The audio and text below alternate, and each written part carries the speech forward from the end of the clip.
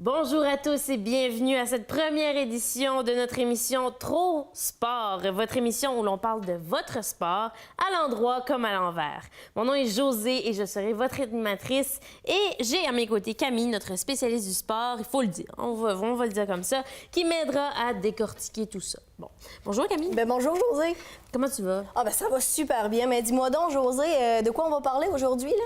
Eh bien aujourd'hui, on va commencer par un sujet d'abord du côté du soccer.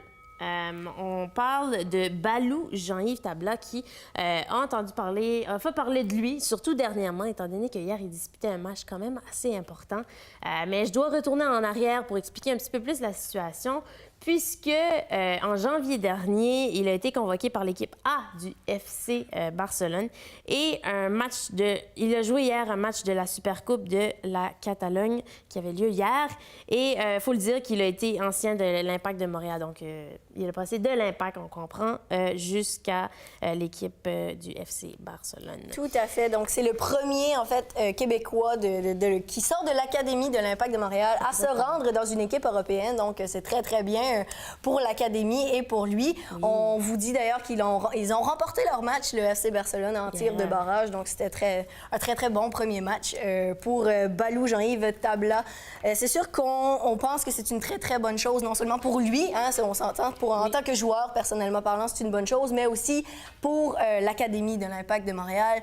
Premièrement, c'est une très, très belle visibilité, on s'entend. Donc, ils vont faire parler d'eux partout en Europe. Puis ensuite de ça, ça va parler aussi au Québec. Donc, on va en entendre parler, puis ça va peut-être inciter... On sait qu'il y a déjà beaucoup de jeunes qui jouent au soccer. C'est un des sports les plus pratiqués présentement par les jeunes, mais ça va peut-être inciter les gens à vouloir aller du côté de l'élite un peu plus. Oui. Puis on sait, hein, le soccer qui monte en popularité, comme tu l'as dit, puis qui fait rêver. On va le dire comme ça. On va le dire comme ça. Et en parlant de faire rêver, justement, il y avait le combine en fin de semaine. Donc, on peut dire que c'est les joueurs universitaires qui font ces fameux tests physiques pour voir leur conditionnement, pour tout ça, s'ils sont propices à aller en compétition ou, bref, plus haut. On va dire à un plus haut niveau. On va dire ça comme ça.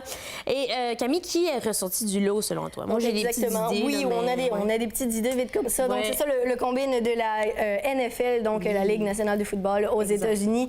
C'est un certain Shaquan Barkley, qui, en fait, a 21 ans. Donc, il a très, très fait parler de lui parce que c'est un des meilleurs joueurs présentement dans les jeunes joueurs. Il a, entre autres, cette saison, réussi 43 touchés avec la course au sol. Donc, c'est très, très impressionnant. C'est le record, en fait, là, pour un jeune joueur comme ça. Puis, il a fait une très, très belle performance pendant le combine. Donc, il a un peu gagné sa première position. Donc, c'est vraiment celui qui sera, en fait, que tous les autres équipes de la NFL voudront aller chercher, là. Et est-ce que ce sera le cas des Browns de Cleveland, selon toi? Ce serait une excellente idée pour les Browns qui sont présentement... en fait, ils vont s'en aller en... Pardon, ils vont participer en fait au final là, de tout ça. Ils vont participer à la finale. Puis pour eux, ce serait une excellente idée d'acquérir ce joueur-là parce que c'est très très bon. Mais il faut aussi un corps arrière pour le faire jouer. Exact, un travail d'équipe, il faut le dire. Exactement. Exact. Puis en parlant de travail d'équipe, et puis d'un autre joueur qui a fait entendre parler de lui, disons-le comme ça, Shohei Ohtani, âgé de 23 ans, qui a signé tout récemment un contrat de 20 millions de dollars, ni plus ni moins, avec les Angels de Los Angeles. Et puis il a fait parler de lui d'une façon particulière pour ses exploits. Il a une certaine réputation au Japon. Et pourquoi justement? C'est assez particulier, on voit pas ça souvent, mais en fait, ce jeune joueur-là de 23 ans va jouer à plusieurs positions pendant le match. Donc, c'est très, très impressionnant. Il va pouvoir être le lanceur et aussi aller au bat, donc pour frapper la balle. Donc, c'est assez impressionnant. Puis, il performe dans toutes les positions dans lesquelles il joue. Donc, on voit que c'est assez intéressant de son côté. Donc, on se dit, est-ce que ça pourrait être un jour soit une nouvelle façon de procéder là, du côté du baseball. Est-ce que dans la MLB, il va y avoir des Japonais de plus en plus? Oui, est-ce que ça va se faire, cette polyvalence-là, tu penses? Je pense que ce serait une bonne idée de regarder vers ça. Est-ce que tout le monde va s'y convertir? Je ne pense pas, bien évidemment, mais ce serait une nouvelle façon d'exploiter, en fait, le baseball parce que souvent, il y a des positions qui sont plus difficiles que d'autres, puis d'être un peu polyvalent, ça pourrait permettre de combler des manques qu'on pourrait avoir aussi aussi dans les équipes. Donc, très intéressant. Des blessures, tout ça. Oui, tout ça. Et puis, en parlant justement de blessures, on a Markelle Fultz, qui est un bon joueur, faut le dire, qui a joué 4 matchs seulement cette saison, dû au basket, il faut le préciser. Oui, au basketball. On le précise. Qui a eu une blessure à l'épaule en fin octobre, puis tout récemment, il est en rémission et fait de beaux progrès à l'entraînement. Mais la question se pose, la vraie question, on se la pose. Le reverra-t-on dans l'uniforme des Sixers? Bon, c'est une très bonne question. En fait, il reste 19 matchs à jouer d'ici la fin de la saison là, dans la NBA. On est présentement là, dans le March Madness. Donc, c'est le championnat le plus important de basketball là, au monde. Donc, ce qu'on sait, c'est qu'il va bien présentement. On a vu des images de lui à l'entraînement. Donc, on a vu que ça va bien, mais on s'entend, l'entraînement, c'est pas le jeu. On s'entend, là, il y a quand même une marge entre les deux. Ça, là, ouais. Oui, bien évidemment. Donc, 19 matchs, est-ce que c'est suffisant pour lui là, de se rétablir complètement à 100 %? On ne sait pas encore. En fait, il n'y a personne qui a confirmé ça jusqu'à présent, mais on espère vraiment pour lui et pour l'équipe aussi que ça fonctionnera parce que présentement, les Sixers de Philadelphie sont 6e au classement de la conférence de l'Est. Donc, ils ont quand même une chance. Ils sont quand même compétitifs. Ils pourront quand même aller un peu plus loin en série. Donc, on espère pour eux qu'il sera en mesure de revenir au jeu d'ici la fin de la saison. Donc, à voir s'il va continuer finalement. Et puis, un autre sujet, maintenant, on change de cap un peu. On va du côté du hockey maintenant. On veut parler un petit peu de cet échange qu'il y a eu. La semaine dernière, en fait, Alex Barré-Boulet qui a signé un contrat avec l'organisation du Lightning de Tampa Bay. Puis là, on a remarqué que le Canadien de Montréal n'aurait pas démontré beaucoup d'intérêt face à ce Québécois qui se présentait à eux. Mais là, la question se pose, mais il faut le dire qu'il y a clairement un manque d'intérêt. En général. En général, c'est ça l'affaire. C'est flagrant. Oui, chez le Canadien, on voit présentement qu'il n'y a aucun intérêt à effectuer des échanges, que quoi que ce soit. En fait, on avait la date limite de transaction il y a de ça quelques semaines qui était là et il n'y a absolument rien qui s'est passé dans le bureau du DG Marc Bergevin, mais on a vu une journée avant, si je me trompe, quelques jours avant Tomáš Plekanec se faire échanger. C'est le seul échange qu'on a vu là, dans ces moments-là, tandis que l'équipe va très mal, hein, on s'en rappelle, ça va pas très bien pour le Canadien. Très bien même. Puis on se demande un peu là, pourquoi il y a un tel manque d'intérêt du côté des Canadiens. Bien, on pense, en fait, on a eu des échos que ce serait parce qu'ils préféraient attendre à l'été pour avoir plus de choix, donc une ouverture, pour avoir plus de joueurs, pour comme ça mieux construire leur équipe. Est-ce que ça va payer? On se pose la question. Ça, c'est une autre question. C'est un gros débat. Oui. On pourrait parier là-dessus à un moment donné. Toujours du côté du hockey, on se pose la question, là, on se pose une question. Toi, ça te révolte, là, Camille. Oui. Parce que, faut le dire, parce que là, du côté de la relève, justement, du tricolore, il y a des membres qui ont plus d'importance que d'autres. Qui, tu penses, ne sera pas dans l'équipe la saison prochaine? En fait, mon joueur, qui n'est pas un joueur en réalité, que je pense qu'il va quitter l'organisation du Canadien, c'est Marc Bergevin, le DG du Canadien de Montréal. En fait, rien de moins. En fait, ce que j'aime dire, c'est que pour rebâtir une équipe, il faut commencer par le haut. Oui. Donc, on sait que ça fait plusieurs années que le Canadien en arrache. Ils ont de la difficulté. Ils ont des saisons qui vont mieux que d'autres. Mais ce qu'on se rend compte, c'est que finalement, du moment qu'on a une relève qui pourrait là, être intéressante, on va l'échanger ailleurs. Puis là, on se retrouve avec des joueurs un peu plus âgés qui peuvent être performants, mais qui ne seront pas là pour un gros montant de temps pour vraiment rebâtir une nouvelle équipe complètement.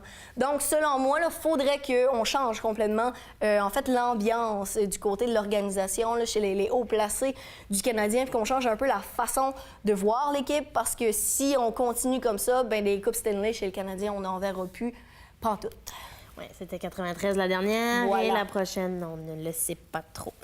Maintenant, on change de domaine de sport finalement, parce qu'on est en sport. Du côté de la boxe maintenant, Camille, j'ai une question quand même assez existentielle pour toi. Je te sors de ta zone là un peu. Si tu avais à un moment donné à choisir, deux boxeurs qui sont des champions, qui qui ont parvenu à rester champions, en tout cas, bref. Qui tu croirais qui devrait s'affronter, là? Qui se sont jamais affrontés? Avant, OK. Ouais, Bon, avant. c'est compliqué comme question, Oui, hein? mais selon moi, Existentiel, c'est je l'ai très, dit, très là. existentiel. Existentiel. Selon moi, les deux joueurs que j'ai choisis qui devraient s'affronter dans la prochaine saison, là, ce serait Floyd Mayweather et Sergey Kovalev. Ah oui? Ben, pourtant, Mayweather qui est à la retraite présentement... En effet, il est à la retraite, mais ça sort, ça, une retraite. oui, ben, oui, il l'a ça fait se une fait. fois. Il l'a fait une fois, en Il l'a fait. fait Il l'a une fait fois. en juin 2017. Donc, il avait pris sa retraite en septembre 2015, Mayweather, puis il est revenu en juin 2017 pour affronter Conor McGregor, qui, en fait, il a remporté ce combat-là contre McGregor, puis ça lui a permis d'avoir 50 victoires contre aucune défaite dans ces combats-là. Donc, il est encore invaincu. C'est pour ça que je pense que ça prendrait encore un grand boxeur chez l'élite des boxeurs qui pourrait le tester un peu pour voir là, est-ce qu'on va pouvoir le battre, lui. Là. Mon Dieu. Et c'est sur ce saute-là, justement, qu'on change toujours dans le combat. On change de combat cette fois-ci. Du côté de la UFC, on le sait, on a ce fameux, ce renommé, là, Georges Saint-Pierre, GSP, qui est champion du monde chez les mi-moyens. Mais on se pose la question, rares sont les champions qui parviennent à demeurer au sommet de la UFC, tel que Georges Saint-Pierre l'a fait. Est-ce que tu crois que cette situation-là est un avantage ou un désavantage pour l'organisation? Bon, c'est assez complexe comme question. Je dirais qu'il y a plusieurs avantages et plusieurs désavantages, mais au final, si on fait le compte de tout ça, je pense que c'est très avantageux pour une organisation d'avoir quelqu'un qui reste à la tête comme ça, parce que ça va amener beaucoup de visibilité. En fait, les gens vont entendre ce nom-là parler souvent. Si je vous dis, par exemple, là, Wayne Gretzky, vous pensez à quoi? Ben, c'est un joueur de hockey. Ben voilà. Donc, on n'a pas besoin de connaître le hockey pour savoir que Gretzky est un grand joueur de ce sport-là. Donc, on se dit, c'est un peu le même principe. Ça va un peu faire connaître l'organisation si on connaît un grand champion, donc quelqu'un qui va acquérir une notoriété. Donc, c'est un peu de ce côté-là. Puis, ça peut aussi amener une plus grande vente de billets parce qu'on va se dire, eh bien, qui va pouvoir le battre? Donc, ce champion-là. Donc, on va pouvoir vendre plus de billets là, de ce côté-là également. Exact.